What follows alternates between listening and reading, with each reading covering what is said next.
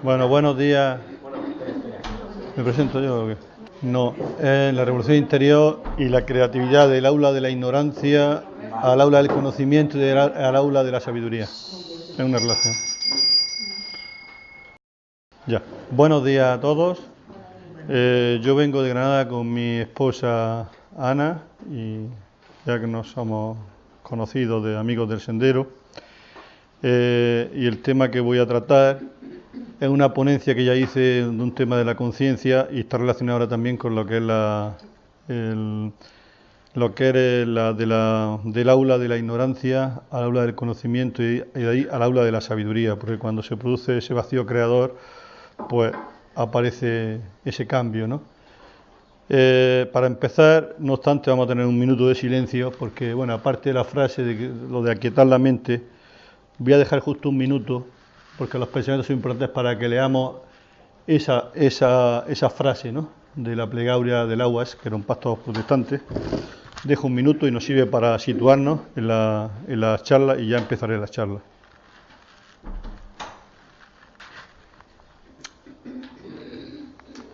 Ayer veíamos, precisamente hablando, en la imagen de la Z, que comentaba el compañero, cómo, si tú habéis leído la vida de Milarepa, ¿no?, de cómo si nos quedamos con los pensamientos para nosotros se nos indigestan, ¿no?, y cómo hay que manifestarlos al mundo, ¿no? Y por eso la frase anterior acaba: esos pensamientos hace falta que abracen al mundo, o sea, que las ideas, las palabras, se conviertan en acción y por tanto se conviertan en obra, en amor, ¿no?, y trabajen por el mundo y rueguen por el mundo, ¿eh? Y eso es importante, ¿no? A partir de ahí, esto, aunque voy a hablar un poco de Krishnamurti, lo que algunas cosas voy a pasar de pasada para pasar al tema que yo quería tratar. En definitiva, todos conocéis quién fue Krishnamurti y sabéis que en definitiva fue como una especie de persona, un revolucionario en el campo de la conciencia. Incluso pues le marcó un nuevo hito a la sociedad teosófica, diciéndole que eso de la antigua culto a los maestros de la era de Piscis, que no era lo correcto, sino que lo correcto era que nosotros somos el sendero mismo y que nosotros tenemos que experimentar ese vacío y por tanto tenemos que ser nosotros mismos los que, a fuerza de equivocarnos, de aprender, y con lo que traemos de atrás aprendemos. Entonces él hablaba precisamente de cómo tenemos que ir de Maya, de la ilusión, de lo real a la luz y a la inmortalidad. Y eso lo voy yo comparando con nuestra cultura que es oriental, de la Biblia, judeocristiana, y habla cuando también que el cuerpo, la lámpara del ojo, la lámpara que ilumina tu cuerpo es el ojo se refiere al ojo interior, al ojo del espíritu, ¿no?, que habla Lucas en 11:34.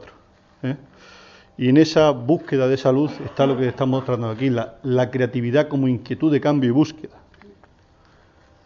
Por eso, este autor habla de que hemos notado, dice, cómo aparece la inspiración. La inspiración es algo así como cuando, yo, estamos meditando debajo de un árbol y escuchamos una pequeña brisa, o tenemos una comunicación con la naturaleza, o con un deva, con una inspiración, o simplemente un sentimiento especial, ¿no? Y entonces la mente, que es nuestro problema o nuestro obstáculo muchas veces, y el corazón se tranquiliza. Entonces en ese vacío empieza a ocurrir algo. Y por eso el autor critica de que todos los que estamos en el sendero de alguna forma somos bastante críticos, o al menos en esa lucha por la búsqueda no estamos adaptados. ¿Por qué? Porque queremos transformar las estructuras, queremos cambiar nosotros y también cambiar a la sociedad.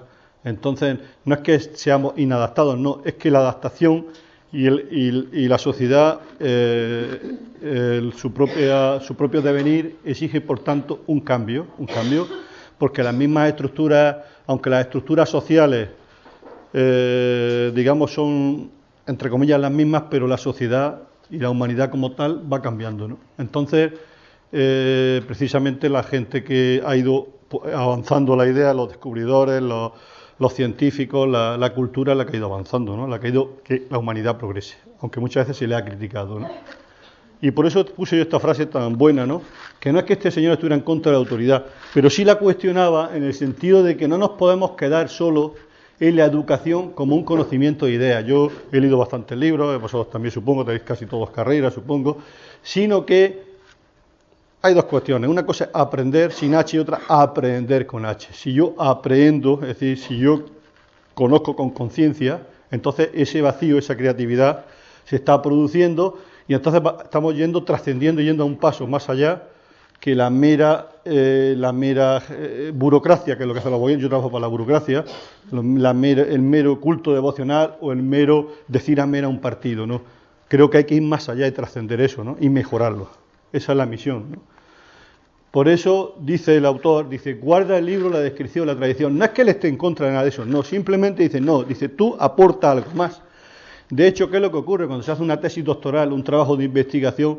No te cuentan en la tesis, como decía un profesor, los 500.000 autores que copian, ¿no? Te dicen en dos folios, en 3 folios, en 5, en 50, qué es lo que has aportado nuevo, qué es lo que has creado nuevo, qué creatividad. Y para eso has tenido que tú llegar a ese vacío y a tejer en tu conciencia esa ruta de eso que tú quieres descubrir o que tú quieres mostrar al mundo, ¿no?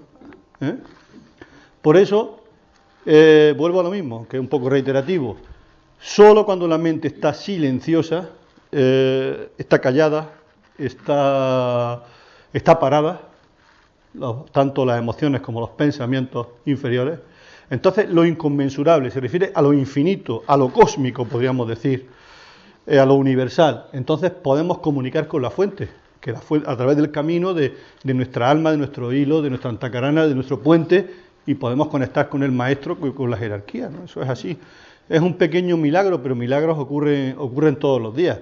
Y yo voy a poner un ejemplo, aunque no venga a cuento de la ponencia, y lo voy a decir porque hay mucha gente que no tiene estudios y no está conectada. Me refiero al revés, no está conectada al revés, está conectada sin estudios. En Granada había un señor que ya murió, le decían el santo del Molinillo, ¿no?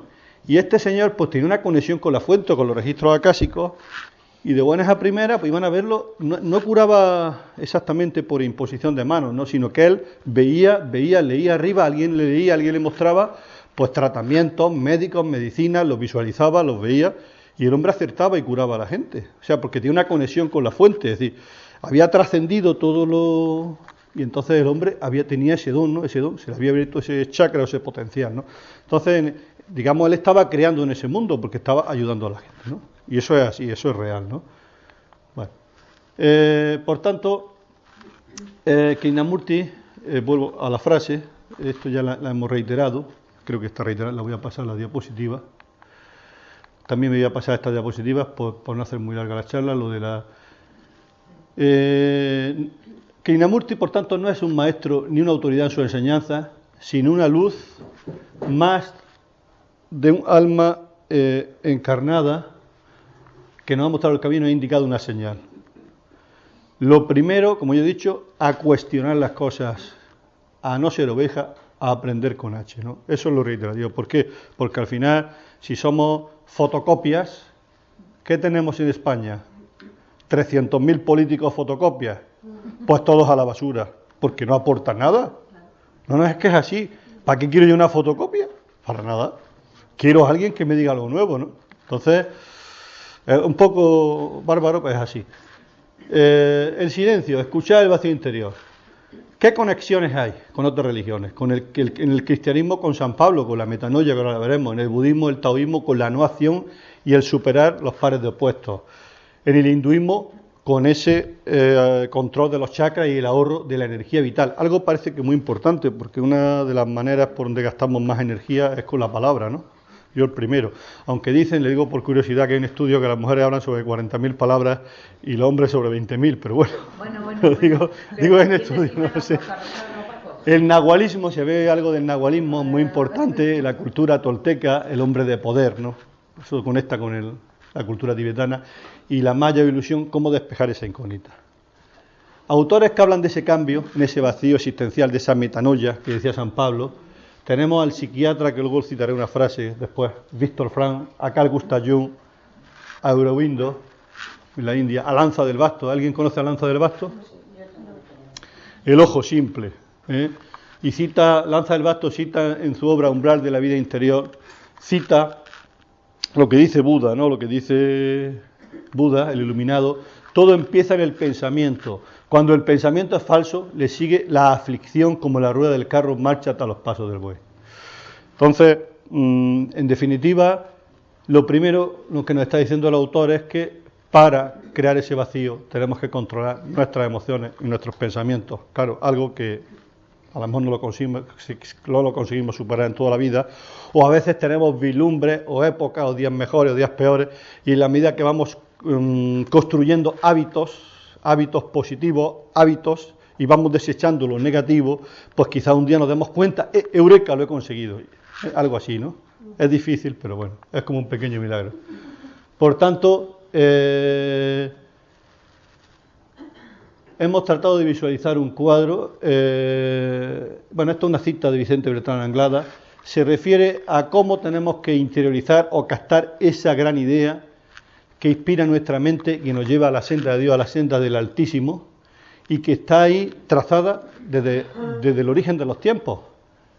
Y que solo cuando conectemos con esa fuente vamos a tener esa clara sensación de plenitud y de haber conectado con esa otra realidad aparte, que no es aparte, que está ahí al lado. Lo que pasa es que la sociedad en la que vivimos nos mantiene distraídos, nos mantiene un poco dormidos, ¿no? Pero que una vez que despertamos, como dice el autor, que ya ahora diré, Anthony de Melo, pues las cosas empiezan a cambiar, ¿no? Y también nos empiezan a ocurrir cosas, etcétera.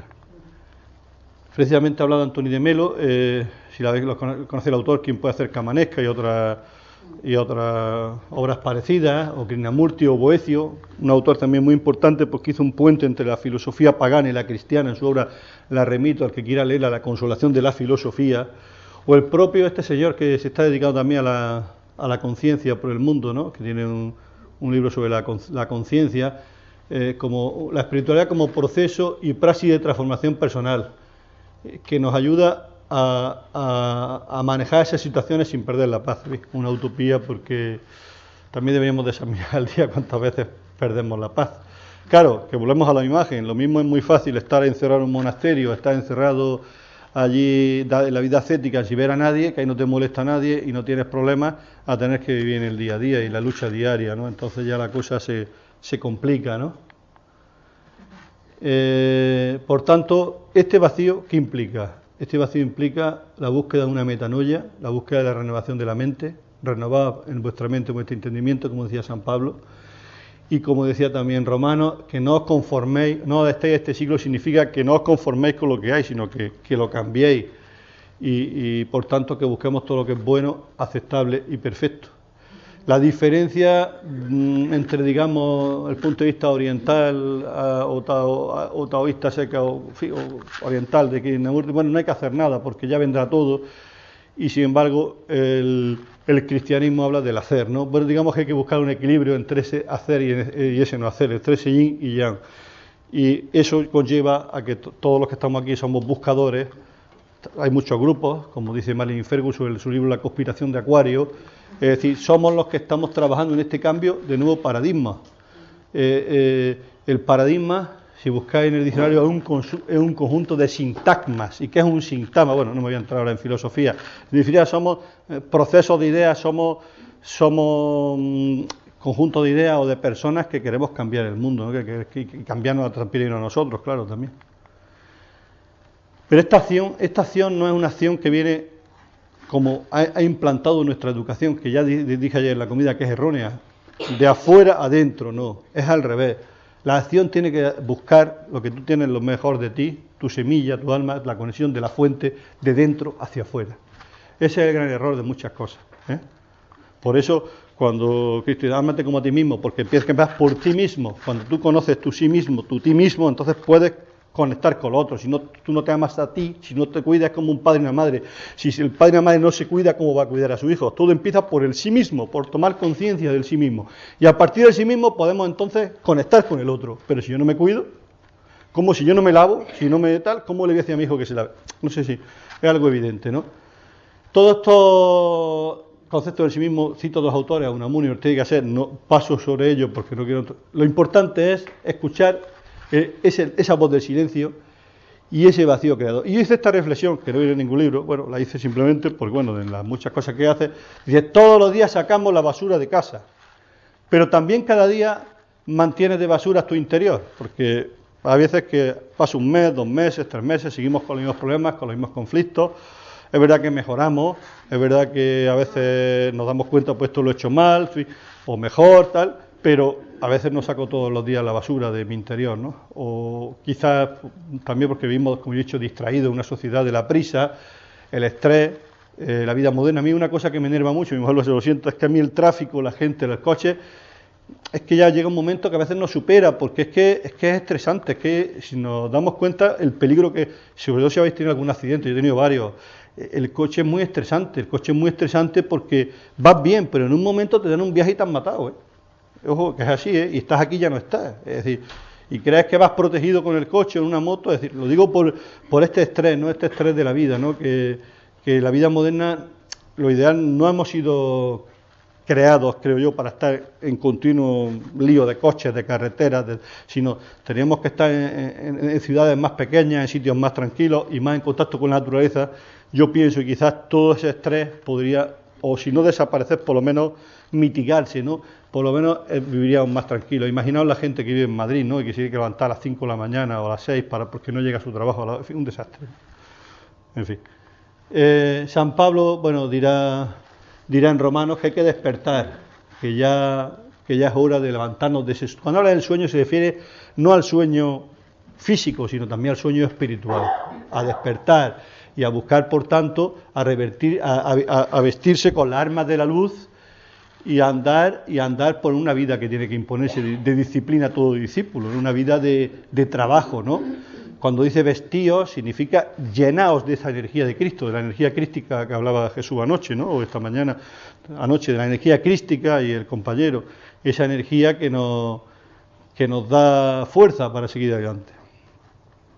Eso mismo se conecta con autores como Sri Aurobindo en su obra Las bases del yoga, donde habla de las tres cuestiones: calma, paz y tranquilidad, que no es lo mismo y no puedo detenerme a explicarlo, solo doy los indicios. Por tanto, no basta escuchar las palabras, hay que ponerlas en práctica y para hacer ese camino, ese sadhana, ¿no?, que hablan los hindúes. Y como dice Krishnamurti, 4 son las cualidades requeridas en ese sendero: discernimiento, carencia de deseos, recta conducta y amor. Bien.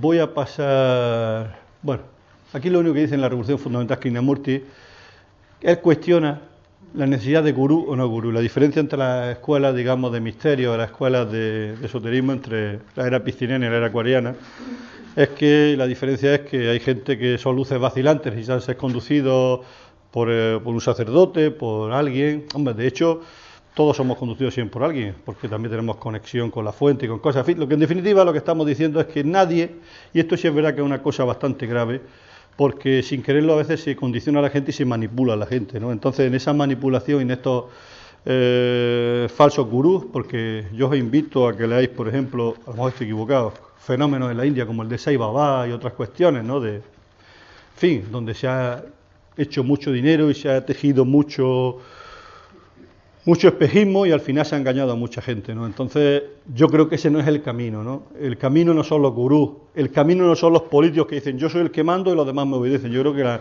la nueva era es precisamente lo contrario: cada uno aporte su grano de arena, el grupo trabaje, todo el mundo empuje y se respete también a la gente que tiene unas cualidades más superiores para que pueda dirigir, lo que ahora actualmente no se hace, ¿no? No están precisamente siempre los mejores arriba, ¿no? Sino, en fin, no quiero entrar en política. Por tanto, para tener la mente en paz, ¿no debo acaso aprender a dominar mis pensamientos? Por supuesto que sí. Bueno, cito también una frase de la libertad interior de Krishnamurti, que el problema total y esencial del ser humano, que una vez comprendido, una vez visto, como vemos un árbol, una bella nube, nos permite resolver todos los demás fragmentos.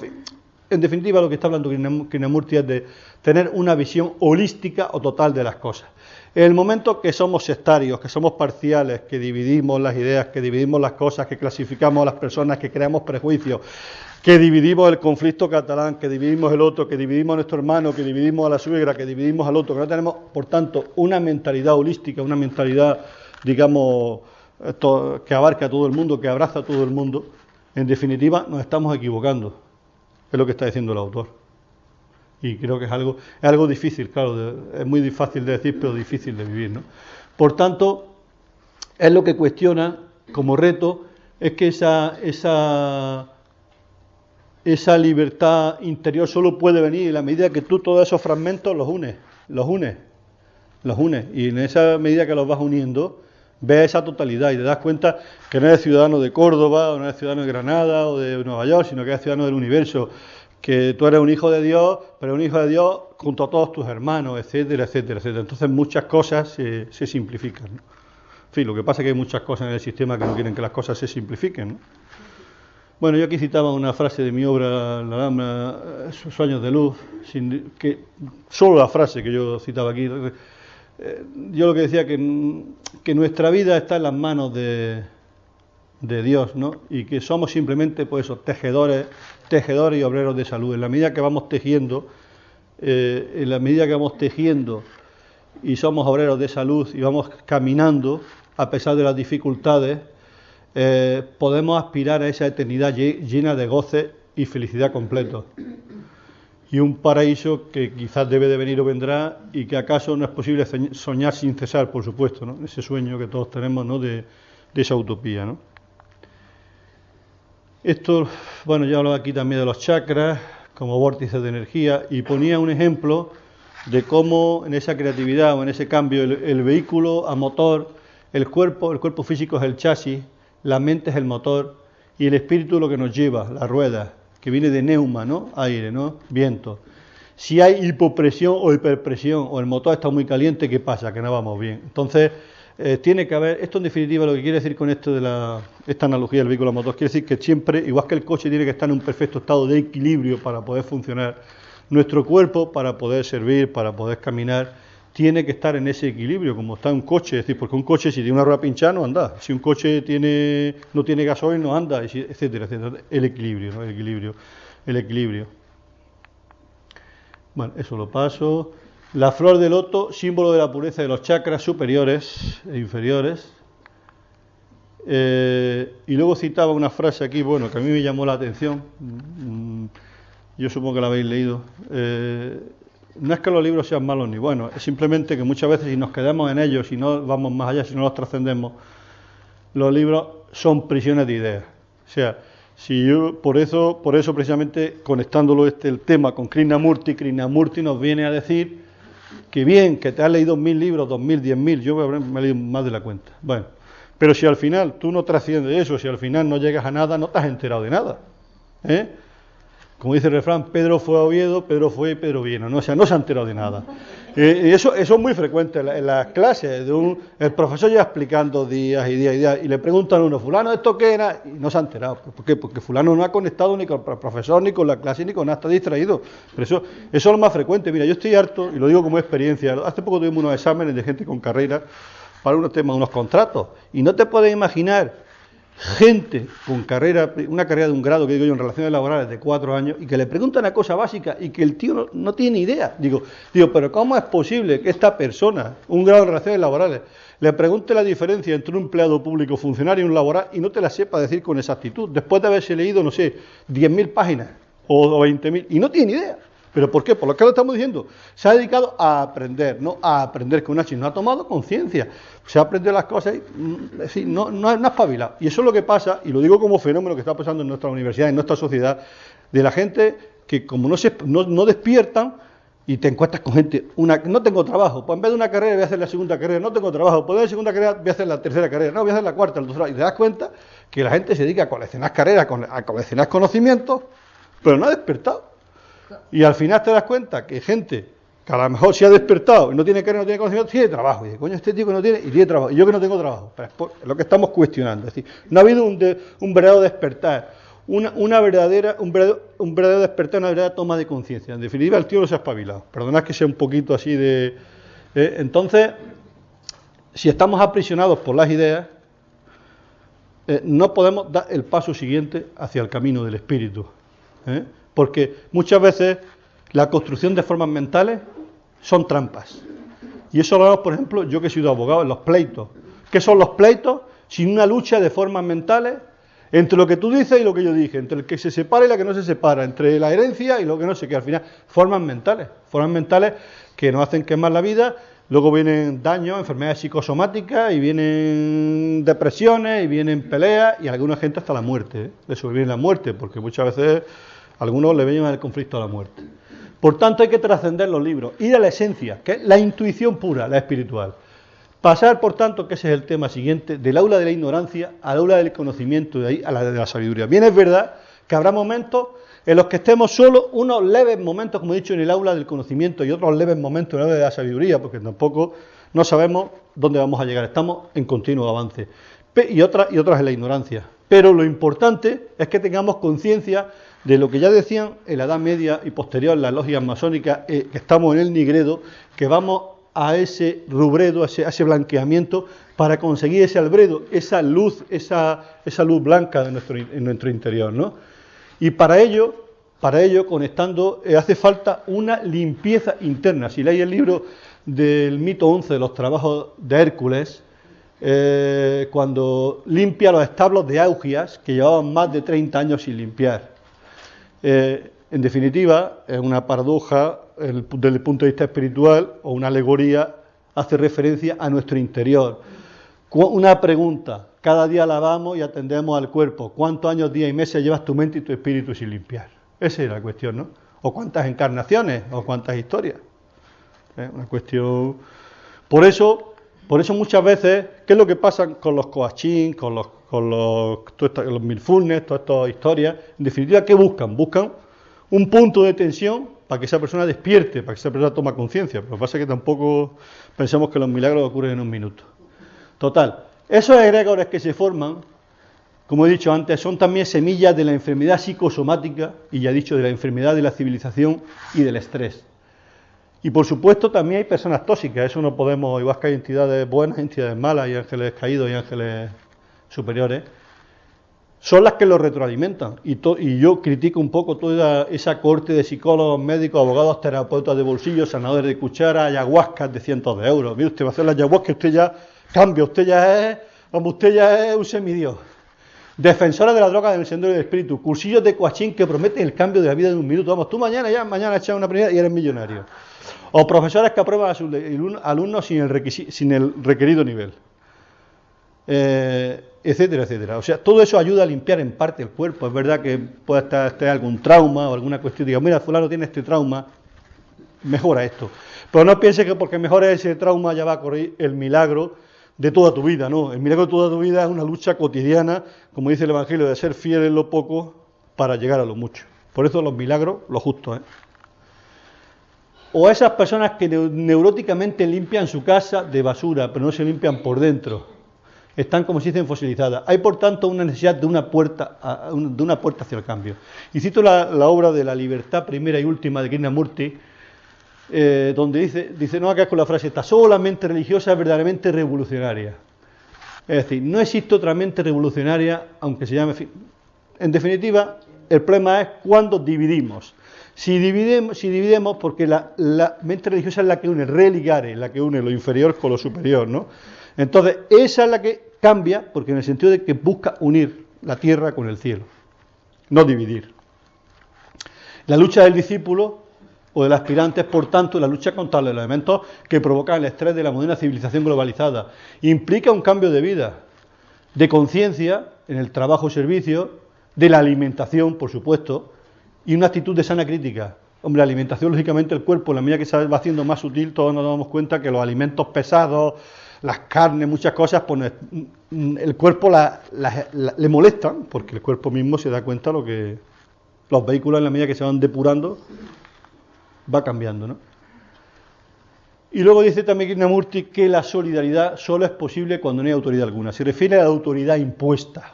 ¿Qué es lo que pasa con el conflicto que tenemos? No voy a dar nombre. Cuando se imponen las cosas, cuando no hay diálogo. La autoridad impuesta crea más conflicto. No, miro, y yo ponía el ejemplo, ¿cómo educamos a nuestros hijos? No educamos a nuestros hijos exactamente con una autoridad impositiva, sino que le damos ejemplos, les digo, hay que hacer esto, y el hijo toma conciencia, o en este caso el pueblo debería tomar conciencia del camino necesario para el cambio, ¿no? Entonces, en esa medida, no es que la autoridad sea mala, ¿no? Si una vez que tú has tomado conciencia de esa autoridad, tú ya vas a actuar por ti mismo correctamente, pero no por imposición, ¿eh? Por ello, es lo que concluye el autor Krishnamurti, como todos hemos hablado aquí, la energía del amor y no la de autoridad. Y dice Krishnamurti que si hay dolor y sufrimiento, dice Krishnamurti que si hay dolor, sufrimiento y no hay amor, entonces mal asunto. No tiene que también que haber amor. Y eso coincide también con lo que dice la Biblia, ¿no? El amor libera del mal a la mente. En el amor no hay temor, como dice 1 de Juan 4:18. El amor perfecto echa fuera de sí todo temor. Por mejor un amor perfecto, el amor de una madre hacia un hijo, pues no tiene ningún temor, ¿no? La madre sería el fin del mundo con el hijo, porque es un amor perfecto, por ejemplo, ¿no? Cuando tienes miedo, entonces que ahí hay algo malo, es decir, si tienes miedo es porque no has conectado con la fuente, no es de Dios, y Dios es amor, ¿no? Luego, si queréis leer alguno de las frases, yo creo que la leéis para no hablar yo tanto. ¿La leo yo? Bueno, simplemente lo que está diciendo Michel Coix en el libro Háblame de Amor, dice que amar es querer con toda fuerza el bien del otro, incluso antes de que el tuyo, y hacerlo para que el amado crezca y después alcance su plenitud, haciéndole cada día el hombre que quiere ser y no el que tú quieres modelar a imagen de tu sueño. En definitiva está hablando de un amor en libertad, ¿no? Hay un psicólogo por ahí que creo que él lo conocerá también, A.S. Neil, ¿no? Yo estás bien, tú estás bien, o de sea tu hijo, en fin, que habla de ese amor, de los criar a los hijos y el amor en libertad, ¿no? En definitiva, buscar ese equilibrio, esa distensión y ese amar al otro desde tu mismidad, desde tu esencia, pero con respeto y respetando la libertad, es la utopía. Y quizás si las leyes, la sociedad y todo funcionara desde esa ecuanimidad, desde ese paradigma, creo que muchas cosas se solucionarían. Lo que pasa también, como he dicho, hay también determinados elementos tóxicos que retroalimentan esto, ¿no? Que retroalimentan, me refiero, el tema de las separaciones, el tema de las divisiones, el tema de los conflictos, de la venta de armas, etcétera, etcétera, etcétera, ¿no? O el tema de que compremos cosas que no son necesarias del consumo, etcétera. En definitiva, es una lucha, ¿no? De energía. Todos conocéis la frase de Corintios 13, 1:13 de San Pablo, el amor por encima de la fe y la esperanza, y ese amor, si es auténtico, conlleva una mente libre de apegos, una mente que ha trascendido, una mente crística, ¿no? En fin, una mente, digamos, un poco de un superhombre, ¿no? Pero bueno, en definitiva, ese es el camino, ¿no? Y puse ahí la frase, ¿no? Que por mucho que sepamos, por muchos libros que no hayamos leído, por muchas cuestiones que seamos, y al final, por mucha penitencia, por muchas cuestiones que hagamos, si no hay amor, pues no hay nada, ¿no? No hay nada porque no estamos trabajando nada, nos hemos quedado en la nada, ¿no? No la voy a leer por motivos de tiempo, ¿vale? Por tanto, ahora permanece la fe, la esperanza y el amor, pero estos tres, el amor o la caridad, es el mayor de ellos. Por tanto, necesitamos ese koan o golpe para limpiar la mente y sanar el cuerpo, liberar el espíritu. Y esto, si quiere alguien leerlo, es que por no yo leer solo, alguien que lea el cuentecito a ver, las muletas, el cuento de las muletas, venga, ¿quién lo quiere leer? Venga, nadie, venga, léelo. El cuento de las muletas. Durante 7 años no pude dar un paso. Cuando fui al gran médico me preguntó, ¿por qué llevas muletas? Y yo le dije, porque estoy tullido. No es extraño, me dijo, prueba a caminar. Son esos trastos los que te impiden andar. Anda, atrévete, arrástrate a 4 patas. Riendo como un monstruo, me quitó mis hermosas muletas, las rompió en mis espaldas y, sin dejar de reír, se dejó al fuego.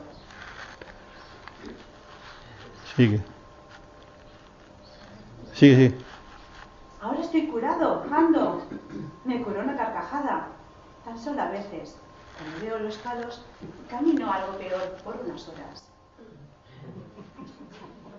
Ver obras, canciones, poemas. En definitiva, lo que el autor está diciendo, desde el punto de vista alegórico del espíritu, es que todos tenemos muletas, ¿no? Y todos necesitamos un empujón. Y es verdad que el maestro, Cristo, los maestros de jerarquía, los ángeles, los devas superiores, están ahí para ayudarnos. Pero si nosotros seguimos aferrados a nuestras muletas, si nosotros no perdemos el miedo, si nosotros no estamos dispuestos a dar un paso adelante, nadie lo va a dar por nosotros. Por eso es tan mala la educación de aquellos padres que los hijos los consienten tanto que van en un, sí, Bertolt Brecht, con unas continuas muletas, y el hijo pues le hacen un inútil, ¿no?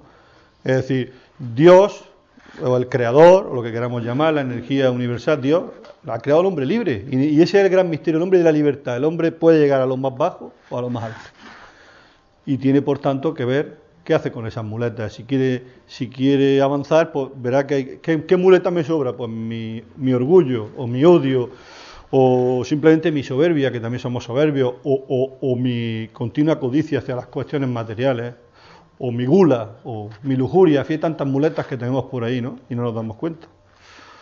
Entonces, pues, simplemente una reflexión. Por último, esto es la primera parte de la conferencia. Cité no sé si conoces a Aileen Cady de la Fundación Findon, también una apuesta por la nueva era, ¿no? Que está en Escocia. Ya que estamos en octubre, dice, se me mostraron hojas de otoño cayendo de un árbol, y a continuación vi un árbol desnudo y sin una sola hoja, y oí estas palabras. El árbol se había quedado desnudo, ¿por qué? Porque se había limpiado de todo, para la transmutación. Sin embargo, las palabras le dijeron, no pasa nada que estés desnudo, no te preocupes, porque la fuerza vital, la fuerza del espíritu, está en el interior, y a partir de ella brotará lo nuevo. Y has de saber que lo nuevo ha de morir para que nazca, lo viejo ha de morir para que nazca lo nuevo. Como dice también San Pablo, es lo mismo, morir al hombre viejo para renacer al hombre nuevo. Esa era la primera parte.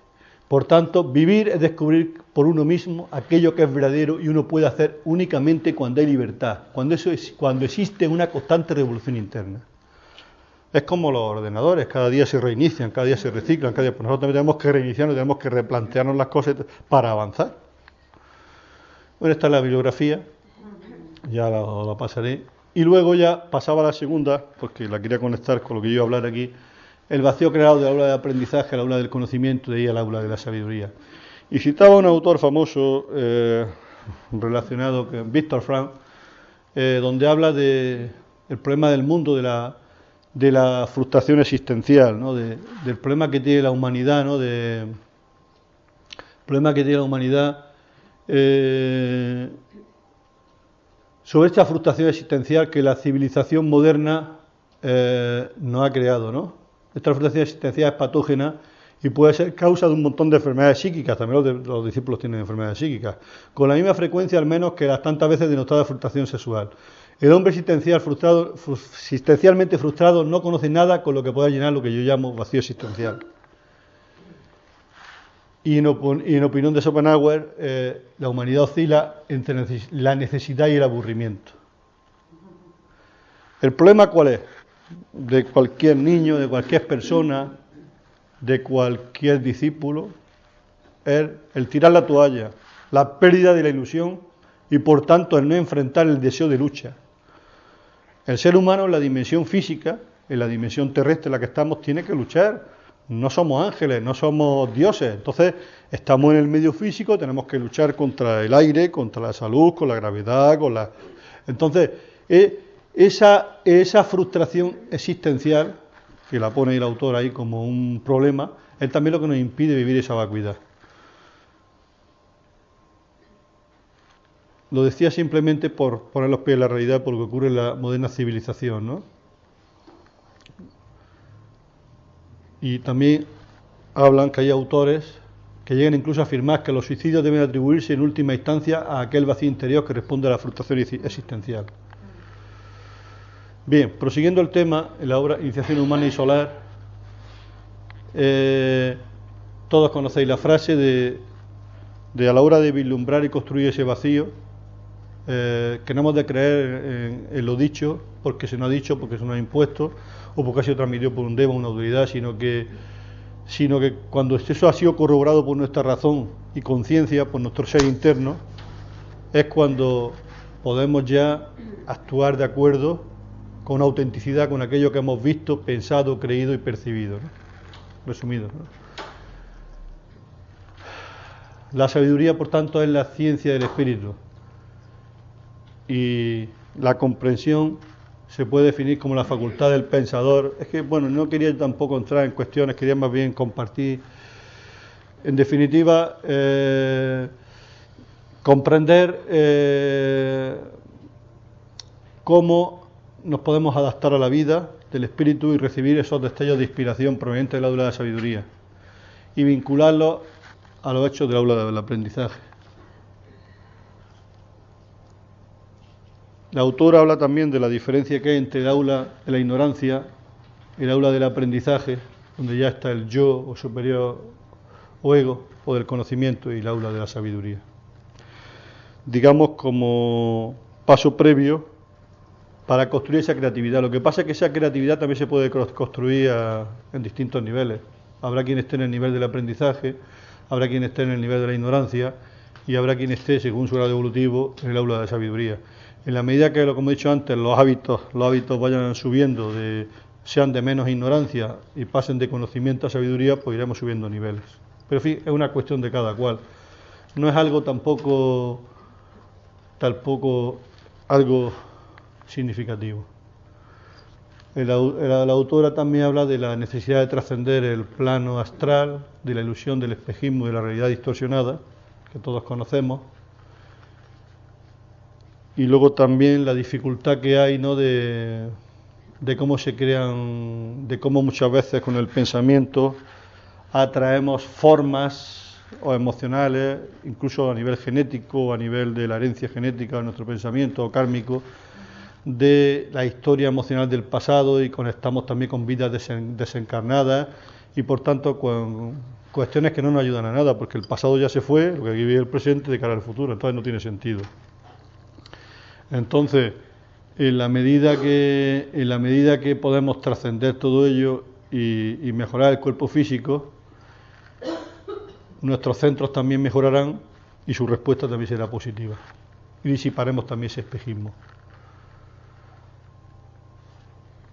Por tanto, lo que dice el antiguo comentario es que el discípulo se aferra a la cola de la serpiente de la sabiduría y haciéndola con firmeza que la siga hasta el centro más profundo del aula de la sabiduría. Trascender las aguas cenagosas de Maya. Ningún espejismo ni ilusión pueden retener durante mucho tiempo al hombre que oye el sendero, ¿no? Porque si seguimos el espejismo no hemos despertado, ¿no?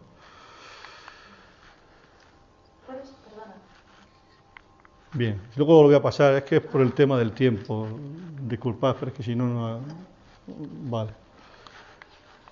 La segunda iniciación marca la crisis del control del cuerpo astral, la tercera el mental, y bueno, eso que está en el libro. El sendero, por tanto, lo importante, la frase clave es quedarnos que el sendero en consecuencia donde se adquiere una constante expansión de conciencia con acrecentada sensibilidad a las vibraciones superiores. Y esto está muy, muy de moda ahora con todos los libros que hay de la física cuántica y la conexión con todo el mundo cósmico, todas estas historias. En definitiva, ¿qué somos nosotros? Sino una expansión de conciencia del universo en nuestro grado evolutivo, igual que lo es el planeta Tierra, igual que lo es una galaxia, igual que lo es un grano de arena.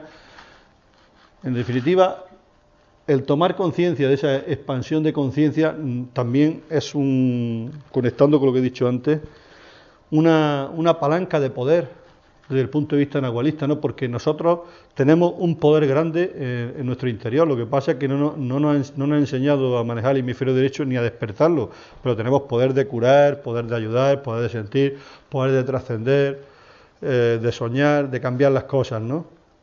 Ahora, si somos fotocopias, pues entonces quiere decir que no estamos en el camino de la expansión de conciencia. Ese es el tema, ¿no? Cada uno ya... Luego dice al final la autora, dice, la presión sobre los maestros es grande ahora que se van acercando al plano físico. Actualmente un mayor número de almas tienen mayor conciencia de los maestros que cuando trabajaban únicamente en niveles mentales. Es decir, que hay un mayor despertar, claro, por el cambio de era y por el cambio de era, ¿no? Y, en fin, es lo normal. También hablaba ya el compañero Paco, el tema del fuego como devorador, consumidor de todo, del Año Yoga, y que cambia, el agua es lo astral y el fuego es símbolo de la mentalidad, pero que lo transmuta. El fuego al final es un elemento alquímico y un elemento transmutador, que lo quema todo, ¿no? En la medida que podemos transmutar y quemar, si los mismos ritos de la Iglesia cristiana, hay muchos el rito iniciático del fuego, ¿no? La resurrección, la confirmación, el bautismo, el quemar incienso en las religiones. ¿Por qué? Porque el fuego es un elemento, o los devas, transmutador. Bueno, paso. El ardiente fuego desliga todo lo que entorpece el camino de la vida. El fuego arde con furor, etcétera, etcétera. Bueno, es que no quiero tampoco... lo último, muchas veces cuando hay fuego, cuando se queman cosas, cuando se quema una herida, cuando se extirpa un cáncer, también hay dolor, ¿no? Pero dice el autor, dice la magia blanca, dice, utiliza el dolor, llama al fuego peregrino en tierra extraña y desconocida, las aguas lavan el barrio y el lodo de lo que crece en la naturaleza, los fuegos consumen las formas obstructoras que tratan de retener al peregrino trayendo así la liberación. Las vivientes aguas por el río llevan al peregrino al corazón del Padre. Los fuegos destruyen el velo de malla, ¿no?, que oculta el rostro del Padre. En fin, es algo muy profundo. Quizás todo esto daría para una charla, pero bueno, simplemente quedarnos con la idea de que, claro, muchas veces en esa transmutación hay dolor, por supuesto. Ya lo he dicho antes, no somos ángeles ni somos aire, somos seres humanos, seres físicos, y también tenemos que pagar un precio. Vamos, un precio me refiero de que en esa libertad, en esa superación, pues todo tiene su precio. En el próximo siglo habla de que ya cuando el equipo del hombre esté mejor desarrollado y se conozca un significado más verdadero de la actividad grupal, será posible impartir mayor información. En fin, en definitiva, habrá una mayor expansión de conciencia, de liberación de ideas. Vuelvo a decir lo mismo, no te quedes en los libros, no seas fotocopia, lee libros, pero los libros son los libros y las leyes y muchas cosas, lo estamos viendo ahora, las leyes en la actualidad son prisiones de ideas. Y solo cuando el lenguaje y la escritura sean reemplazados por esa comunicación telepática, por esa intuición búdica, por esa manera de ver las cosas con amor, de otra manera, entonces es posible que el mundo cambie, ¿no? Y que todo la espiritualidad, esta divinidad a nivel macrocósmico, microcósmico, sea una realidad, ¿no? Por eso yo hablaba antes de tejer la luz. Otro problema en esta forma, a la hora de la creatividad y de crecer en esa comprensión humana, es superar los pares de opuestos, como ya he dicho, y el tema de trascender la separatividad. Cuando hacemos la recapitulación vespertina o cuando hablamos, pues tenemos que examinar algo del día, cuántas veces hemos sido separativos, cuántas veces no hemos sido inclusivos, sino al contrario, porque nuestra mente divide, ¿no? Todo eso también origina sufrimientos, pensamientos, agonía, en fin, cuánta gente por ahí detrás del psicólogo, del psiquiatra, de lo otro, y no le soluciona el problema. ¿Por qué? Porque al final siguen separando, siguen dividiendo, siguen tomando pastillas, pero no van a la fuente, no van a la raíz del problema. En fin. Por tanto, el problema de los trabajadores jerárquicos es no tanto evitar el tan temido sufrimiento, sino también colaborar en esa oleada de realización espiritual que invada el mundo y efectuar el trabajo o el servicio, ¿no? Y en ese aspecto todos, cada uno, tenemos que examinar y ver cuál es nuestra responsabilidad, nuestro destino, nuestra misión, y ver, igual que estamos aquí, porque creemos que estamos colaborando, ¿no? A nivel de pensamiento, a nivel de idea, a nivel de trabajo, mejorar en lo que podamos. Y es una responsabilidad bastante importante. Bastante importante. También el temor a la opinión pública y al fracaso, también parecen que son obstáculos, o a no ganar dinero, por ejemplo, o temer a ser criticados y malinterpretados. Pero claro, lo importante que es, como hemos dicho antes, la expansión de conciencia, el tener esa visión. Todos habéis leído los libros de Carlos Castaneda, ¿no? Las enseñanzas de Don Juan, bueno, pues yo repito a ellos. Si uno tiene ya una visión, si uno ha encontrado ese pequeño loto dentro de su centro cardíaco y se da cuenta de que ya es un ser distinto, y en ese aspecto ha despertado y puede empezar a caminar, ¿no? Y entonces tener una visión es muy importante. Por eso todas las leyendas de los indios, de los indios de América y de muchas culturas hablan de la visión, cómo el indio se va a la montaña y se pasa noches enteras buscando esa visión. Y en definitiva los sacramentos de la Iglesia también son pequeñas iniciaciones, la confirmación u otro. Lo que pasa es que al final se han masificado y al final se le ha quitado esa importancia. Pero en definitiva, ¿qué buscaba un monje o un místico sino buscar esa visión, ¿no? En la medida ese éxtasis o esa visión, porque la visión es lo que te pone en el camino, en el sendero de que tú conectas con ese puente, con el ser superior. Algo, hombre, yo comprendo que si no se ha experimentado es como si yo explico cómo estás enamorado de una persona, cómo quieres a tu hija, qué cosas, valores que no se pueden. Yo supongo que todos tenéis experiencia, ahora si queréis las comentamos. Por último citaba La voz del silencio. El comienzo, ¿no?, de las instrucciones de cómo se crea ese vacío creador, o sea, cómo aquel que pretenda oír la voz de la nada, del vacío, el sonido insonoro, tiene que enterarse de la naturaleza del dharana y tiene que haberse vuelto indiferente a los objetos de deseo, de los sentidos, de la ilusión, en definitiva, trascender eso. Y la mente, todos conocen esta frase, es el gran destructor de lo real. Por tanto, destruye al discípulo al destructor. En definitiva, diga, la mente inferior tal, los condiciona, los pensamientos tal, es decir, llámalos por su nombre, átalos, muy fácil de decir. Y solo cuando se haya calmado el plano emocional y el plano mental, podemos discernir el uno y escuchar el sonido interno que mata al externo.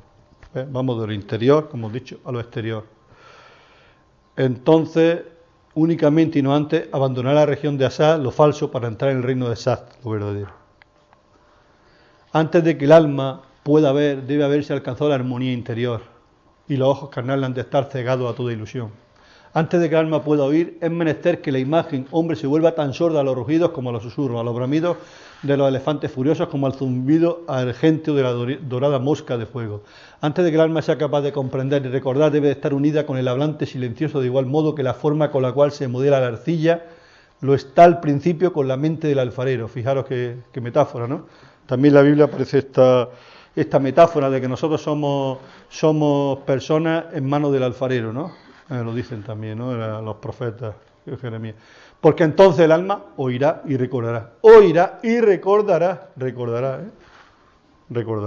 No venimos, no.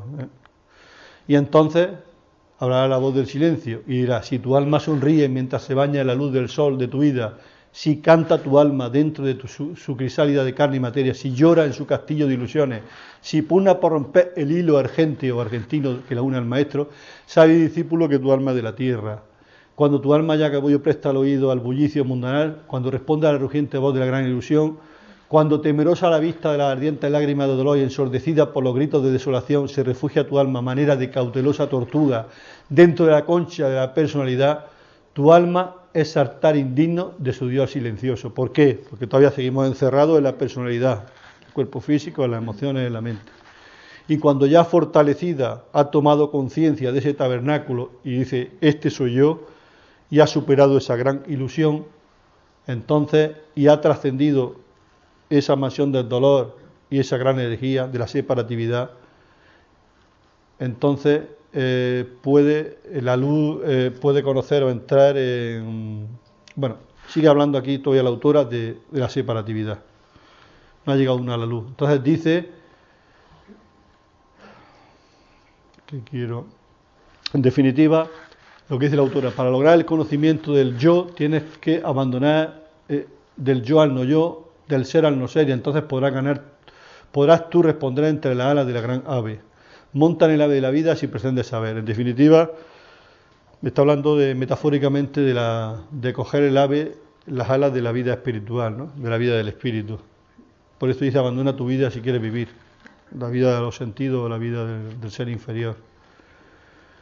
Y habla, por tanto, de los tres vestíbulos que, oh vencedor de Mara, de la ilusión, te conducirán por tres diversos estados al cuarto y de allí a los 7 mundos, al eterno reposo. Si deseas saber sus nombres, son el vestíbulo de Advilla o la ignorancia, el vestíbulo que tuviste, la luz en que vives y en el que morirás. El segundo, o sea, el aula de la ignorancia. El segundo vestíbulo es el vestíbulo de la instrucción o del conocimiento. En él encontrará tu alma las flores de la vida, pero debajo de cada flor una serpiente enroscada. Y el tercer vestíbulo, que es el que también habla los mismos autores, la sabiduría, más allá de las cuales se extienden sin orillas de Asakara, se refiere a los registros, no sé si son acásicos, supongo, la fuente inagotable de la omnisciencia, o sea, la comunión o la comunicación con Dios, ¿no? Con el ser superior. Si quieres cruzar seguro el primer vestíbulo, haz que tu mente no tome por la luz del sol debido a los fuegos de concupiscencia que allí arden. Si quieres cruzar sano el segundo, ¿cómo? Concupiscencia.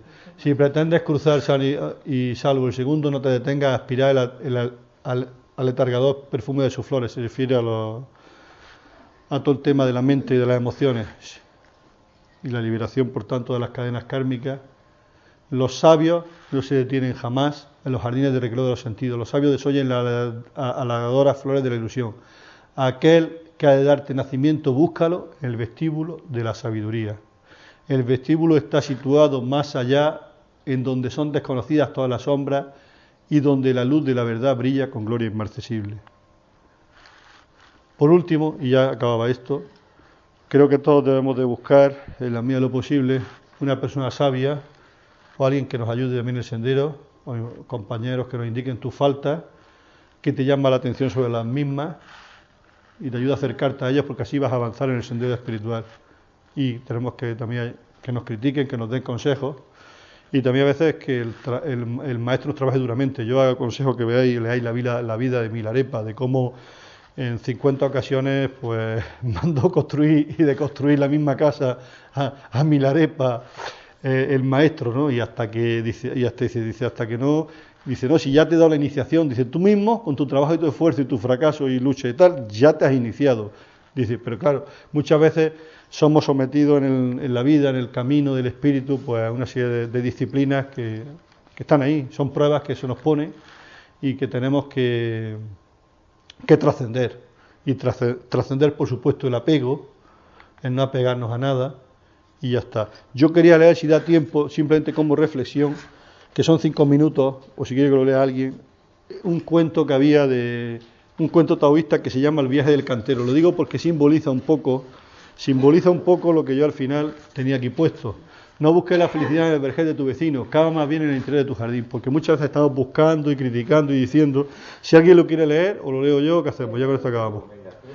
Bueno, un cantero muy hábil vivía al pie de la montaña y poseía el don de elegir los mejores bloques de la cantera, de extraerlos en un abrir y cerrar de ojos, de tallarlos con destreza. El dominio de su arte le proporcionó una buena reputación, que se divulgó hasta la cabeza de partido. Un rico comerciante le hizo venir para encargarle unos peldaños de arenisca rosada con el fin de reemplazar su vieja escalera de manera carcomida.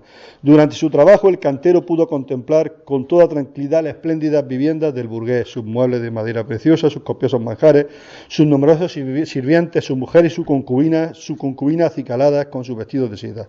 Cuando el artesano regresó a casa, el contraste fue tan sobrecogedor que le embargó la nostalgia. Pese a su talento, se extenuaba para lograr apenas alimentar a su numerosa descendencia, estaba condenado a vivir en una casa en ruina, estrecha y llena de humo, a comer gachas de arroz en compañía de su mujer mal vestida en medio de su ruidosa chiquillería. Jamás llegaría a tener la buena vida del burgués. A la mañana siguiente, el cantero partió hacia la montaña sin ánimo para trabajar, abandonó el sendero que conducía a la cantera y tomó el que subía hacia la cabaña de bambú de un sabio taoísta. El viejo anacoreta, del que se decía que era inmortal, la leyenda de los 7 8 inmortales, y mago, o taumaturgo, le sirvió una tisana agridulce y le preguntó qué tormento le había conducido hasta su humilde retiro. El artesano le contó su visita a la casa del burgués y finalmente se lamentó de su suerte. ¿Quién ha percibido la ilusión de este mundo cambiante?, contestó el sabio. Quien se ha abierto al Tao no querría cambiar jamás su choza por un palacio, pero ¿cómo renunciar a lo que no se conoce? Y el anciano esbozó con su mano una especie de ideograma, murmurando a la vez unas palabras impenetrables. El cantero se encontró de pronto ocupando el primer lugar del rico comerciante, en su suntuosa casa ornada con una nueva escalera de arenisca rosada. No se planteó ya pregunta alguna y se apresuró a disfrutar al máximo de esa vida opulenta y delicada. Unos días después, mientras vagaba por la calle principal del lugar, el cantero vio que la multitud se apartaba para dejar pasar a un cortejo. Era el prefecto en viaje de inspección, confortablemente instalado en un palanquín dorado rodeado de sus lacayos y de sus guardias rutilantes. Totalmente boquiabierto, el hombre de las montañas se paró en medio del paso para contemplar el espectáculo, deteniendo de este modo la procesión. Los guardias se abalanzaron sobre él y presentaron al mandarín al desgraciado, que había tenido la desfachatez de detener su palanquín. El dignatario furibundo lo condenó a recibir 100 bastonazos y a pagar 100 taeles de plata. Dijo: no se ultraja impunemente al representante del Hijo del Cielo. Nuestro cantero lamentó no haber preferido desear ser prefecto, y de inmediato se encontró en el palanquín dorado.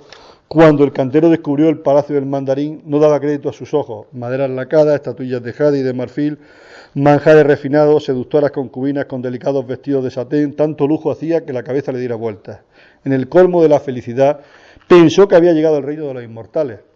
Pero nuestro dignatario, que carecía de la experiencia de su predecesor, fue un día convocado a la ciudad prohibida, donde se le comunicó que su Alteza Imperial, a la vista de las numerosas quejas contra su persona, lo destituiría de sus funciones y lo enviaba a combatir contra los bárbaros del norte.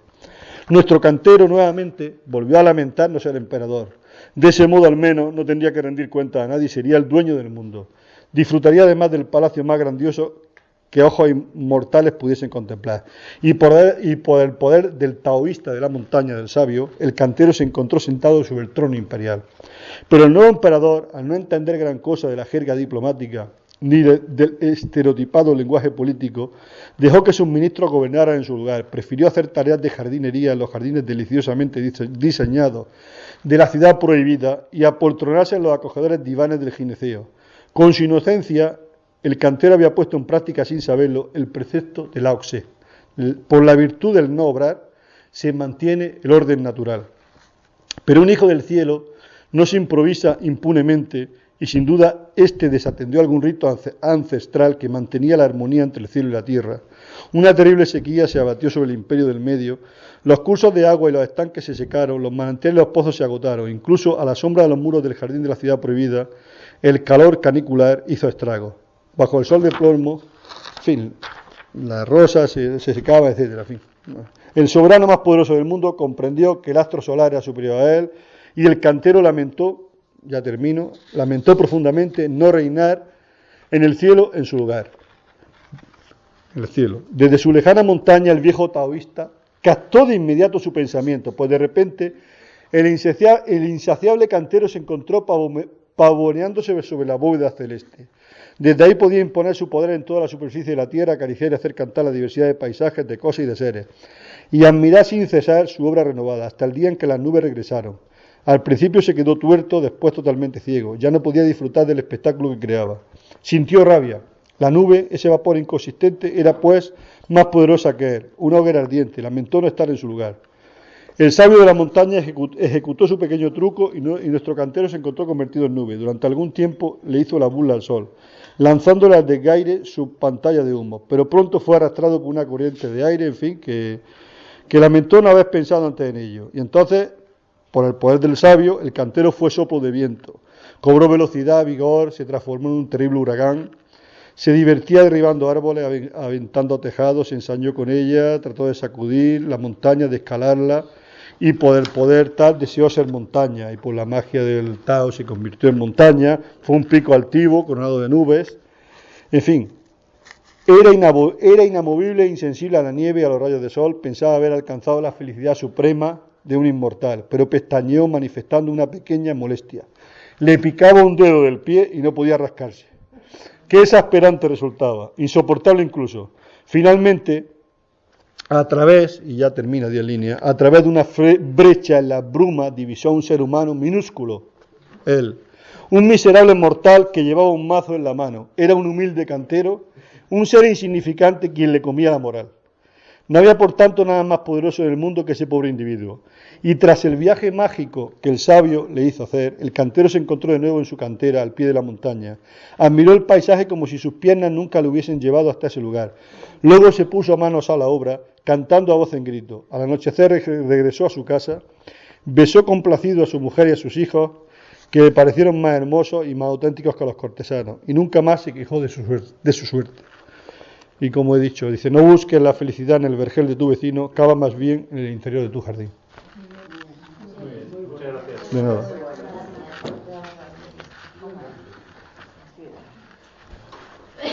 Vale, pues son ahora exactamente las 11:05. Vamos a hacer un poquito de debate Sí. sobre lo que se ha planteado. De las 11:30 vamos a parar para tomar un café, si queréis, y después retomaremos a las 12 la siguiente ponencia. Entonces, por orden, voy a hacer una intervención. Hablar alto, ¿Alguien más? Bueno, nos vamos. Yo quería comentar una cosa. Se ha hablado de que los libros son prisioneros de la idea. Sí, entonces, efectivamente, tenemos que tener en cuenta lo que no ser nadie dependiente absolutamente de nadie, ni del vecino, ni del amigo, ni del padre, ni de nadie. Ser libre. A partir de ahí, los libros auténticamente esotéricos son libros que no lo dicen todo. Lo vamos comprendiendo y lo vamos conociendo y captando en la medida que nosotros evolucionamos. Hablo de los verdaderamente esotéricos. Esos complicaditos que decimos, no me he enterado de nada. Bueno, pues ya te enterarás. Porque te enteras cuando te llega el momento. Pero quiero decir, o sea, que yo estoy de acuerdo con lo que dice Krishnamurti, Buda, ¿no? Buda. Sobre todo, Buda, de no creáis ni en lo que diga yo, estoy plenamente de acuerdo. Ahora bien, eso no quiere decir que sus instrucciones no nos den que pensar y no nos hagan encontrarnos a nosotros mismos. Bueno, yo iba a decir un poco lo de antes, pero es verdad que la saturación de conocimiento de libros, documentales, etcétera, pues sí que es verdad que te hace prisionero un poco para la expansión de conciencia. Y otra pregunta era, dice que tú dices, que para ti es muy estresante el coche. Sí, por poner un ejemplo. Para mí y para mucha gente, ¿no? Sí, bueno, yo pongo No, el campo no he dicho que sea estresante, no, el campo no. Yo pongo el ejemplo de ese o de cualquier otro. Sí. Pero realmente lo que nos estresamos a nosotros. Sí, por supuesto. Y que vengo de un país que dice, ya está hecho, como diciendo, si ya está hecho, ¿para qué te vas a estresar, no? Pues, si hay tráfico y hay saturación, ya está hecho. No, sí, estoy de acuerdo. Lo que pasa es que yo lo que quería decir... Vale, vamos a escuchar a todos. Vale, de acuerdo. De acuerdo, ¿no? Yo no quiero... Vamos, después, si quieres, cuando acaben, te tomas nota de las preguntas. Sí. ¿Vale? Que yo tampoco quería... He puesto ese ejemplo por poner ese ejemplo. En realidad, es nuestro poder interior el que se desestabiliza. Mari Carmen. Bueno, yo quiero puntillar. Los libros son necesarios al principio. Después puedes dejarlos pero al principio te ayudan, por lo menos a mí. Bueno, pero mi pregunta era la siguiente. Has dicho que el vacío es la causa de muchas personas que se quitan la vida. El vacío existencial, la vida sin sentido, que es a lo que se refiere. La vida sin conciencia. La frustración. La vida sin conciencia. Sí, pero el psiquiatra al que él hace referencia precisamente decía ese concepto de sin sentido. O la búsqueda, tiene un texto que se llama La búsqueda del sentido, Sí. del significado, Eso es. y se refería a ese tipo de vacío, creo. Ay, a lo mejor no debía intervenir. No pasa nada, es correcto. Hay que fluir correctamente. Esto está bien. Estamos en familia. Está bien, exactamente. Pues, ¿alguien quiere decir algo? Y si no, Eduardo, si te parece, lo respondes. Vale, no, si lo que yo decía simplemente es que de lo del estresante es que yo creo que el ser humano o la civilización, la moderna civilización, con estas ciudades tan inmensas de ruido, que creo que están mal diseñadas, que yo creo que el ser humano para poder vivir más tranquilo y disfrutar más de la paz, de la naturaleza, tiene que estar más en contacto con ella y Y estas ciudades de hormigón, de tanto coche, de tanto ruido y tantas prisas, pues que nos altera el nivel, digamos, sutil o energético de la persona. Entonces, en la medida que eres más sensible a esas cosas, cada día te molestan más, aunque estás tú viviendo ahí, por lo menos a mí, es decir, a mí no me agradan porque te das cuenta que las prisas, de las cuales a veces somos víctimas, o la propia manera de ser de la moderna civilización, en cierto modo es una agresión a tu templo interno, a tu templo espiritual, ¿no? No sé cómo explicarlo, ¿no?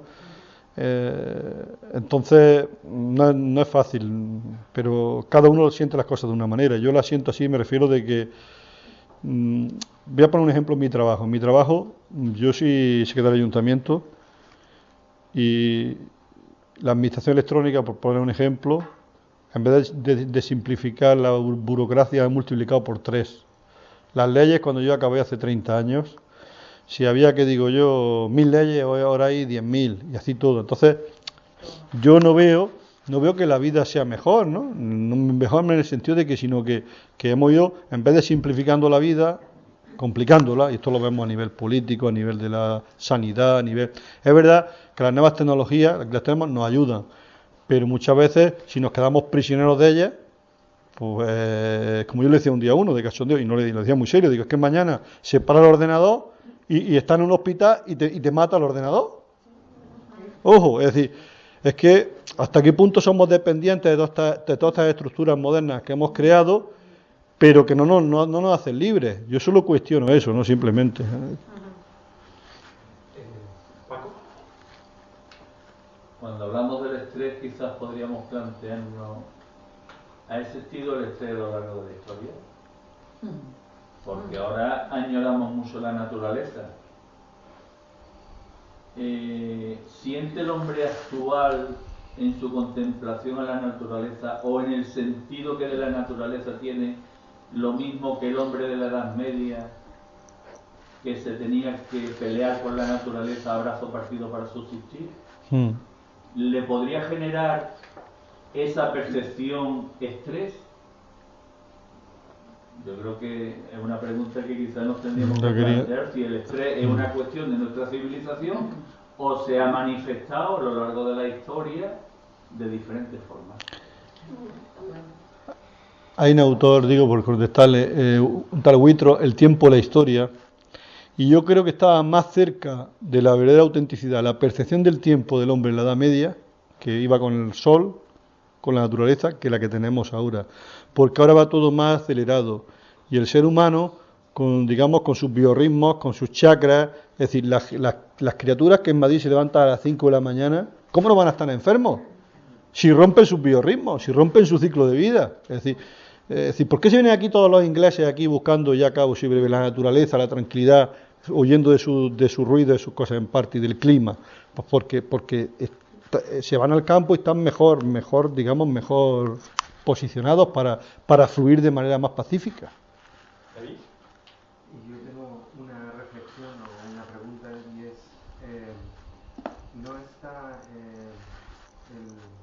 ¿no es encontrar el equilibrio a pesar del entorno? Esa es la respuesta. Claro que sí, claro que sí. No, sí, yo estoy de acuerdo que hay que encontrar el equilibrio, pero yo lo que estoy afirmando simplemente es como habla, cuando se había leído el Apocalipsis, cuando habla que Dios te conduce a un paraíso, a un río de vida, donde a un árbol que no hay enfermedad, a un lugar de aguas tranquilas, a un lugar de... En definitiva, lo que yo estoy diciendo es que a la hora de que, de hecho, los maestros y mucha gente, y los lamas, mucha gente que se retiran, ¿por qué se retiran? Aunque luego estén en contacto con el mundo, ¿por qué se retiran a lugares donde están los devas y donde está la naturaleza virgen, y donde está el agua, donde está el viento? ¿Por qué? Pues porque esa conexión con el ser humano necesita conexión con la tierra y con el sol y con la vida, y eso es lo que se ha perdido. Y no podemos, yo odio, perdón la palabra odio, yo no entiendo que a la gente se le adoctrine para seguir en el hormigón y meterse, no es malo hacer gimnasia, pero meterse en un gimnasio entre cristales allí y venga, y música y ruido y tal, pero mire usted, yo entiendo que el ser humano, así lo pienso yo, ha sido creado para vivir en comunión con la naturaleza, como San Francisco. Bueno, desde la afirmación de que no somos unos seres humanos viviendo una experiencia espiritual, sino somos seres espirituales viviendo una experiencia humana. Desde ese punto de partida yo creo que es necesario el mundo tal cual lo conocemos, porque realmente nos enseña las dos polaridades. Entonces nos ha enseñado la polaridad positiva de conexión total y absoluta con la naturaleza, cuando hablamos de civilizaciones mayas, civilizaciones antiguas, que eran muy conscientes de que eran parte de un todo más superior, y luego hemos ido pasando a la otra polaridad en la que estamos ahora, en la que estamos desconectados de la naturaleza, de todo, de los animales, hasta de nosotros mismos. Yo creo que lo que está pasando ahora es que tenemos las dos polaridades, tanto la conexión total con el universo y la desconexión total hasta con nosotros mismos, con el único motivo de verlas, porque hay que verlas, y posicionarnos en el punto de equilibrio. Entonces, yo creo que en ese sentido la Tierra es un campo de experimentación estupendo, donde puedes ver todo, o sea, todo lo que no puedes ver como alma, porque en el mundo de las almas todo es perfecto, todo es amor, voluntad e inteligencia. Entonces tenemos que venir aquí para experimentar, para ver la otra polaridad, y entonces a partir de ahí, aprender, el trabajo es aprender para luego desaprender. Y entonces cuando desaprendes es cuando tú ves las dos polaridades, y entonces es cuando puedes iniciar. Yo te iba a plantear una frase muy breve y veréis cómo es que no vamos por el buen camino. España tiene el riesgo ahora mismo entre 3.000 y 4.000 municipios, y de ellos 1.000 que ya desaparezcan. De vivir en la naturaleza, vivir en el campo. ¿Hace algo los gobiernos, la Unión Europea, algo para que esto no ocurra?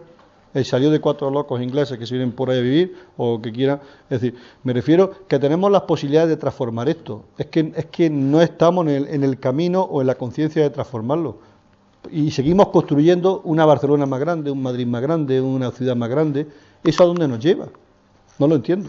Digo yo que no lo entiendo. Es simplemente... Está esa crisis, ¿no? Esa crisis no lo entiendo, no lo entiendo. ¿Y se está volviendo ya? No lo sé. No lo sé.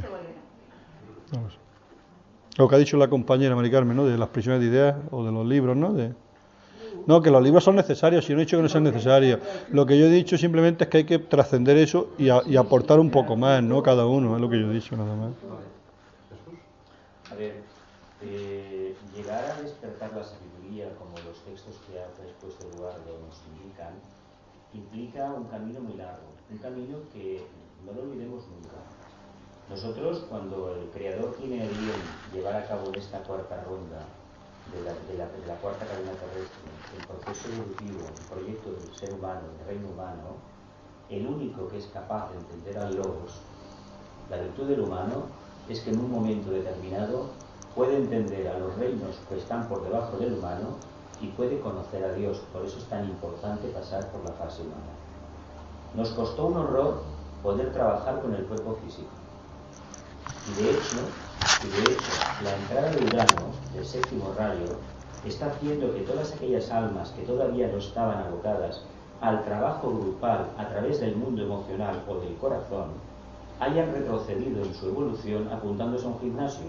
Yo comprendo que la gente dice que, bueno, que está 8 horas delante de una máquina, conduciendo en un taxi, y que necesita hacer ejercicio físico. A ver, la mente, la conciencia posentada en la mente, domina, si queremos, el cuerpo físico. Y la energía que se transmite desde allí acaba limpiando el maya que impide que la energía del alma traspase directamente al vehículo etérico. Y es por un conflicto emocional. El problema no es el cuerpo físico ni la galvana, es que el vehículo emocional está donde no debería de estar. Si nos hubieran enseñado en la escuela a trabajar nuestras emociones, no estaríamos todo el día rememorando la mala noche que he tenido con mi mujer, los hijos, los problemas que me han dado, o el vecino que no me ha dejado dormir. Como eso no lo hacemos, interferimos en la canalización del alma hacia sus vehículos de expresión. Y es el conflicto entre el vehículo emocional, el maya, y la ilusión del mental, los que acaban fastidiando el vehículo etérico. ¿Y qué hemos hecho? En lugar de pararnos a pensar, nos apuntamos a un gimnasio. Es más fácil para nosotros los humanos coger la arcilla y hacer un jarrón que materializar flores. ¿Por qué? Porque la conciencia abierta que representan los cojullos estos chakras abiertos, nosotros todavía no somos un referente claro. Por eso trabajaremos antes la piedra, lo denso, que no la conciencia, lo que está dentro. Y esto ha sido un error garrafal, pero es la evolución, es la evolución. En lugar de lanzarnos hacia lo más elevado, que no es el conocimiento per se, cuidado, Lo que pasa es que hay una cosa que no podemos olvidar. Se habla mucho de que no hay que saber nada, pero para aprender a saber hay que coger la piedra, triturarla, cribarla, y te das cuenta que rompiendo 50 toneladas de piedra te has encontrado con 2 partículas o bien de oro o de brillantes. Eso es la sabiduría.